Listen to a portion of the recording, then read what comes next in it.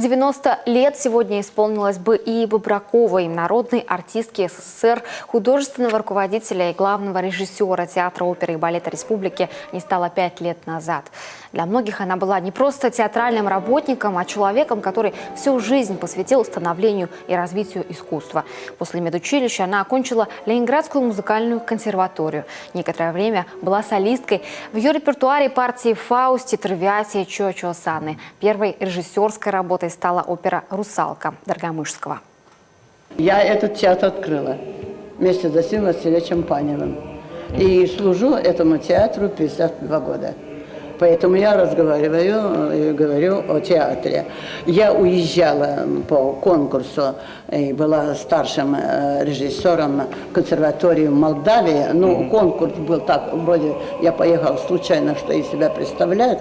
И из 13 желающих, да, я вроде победила.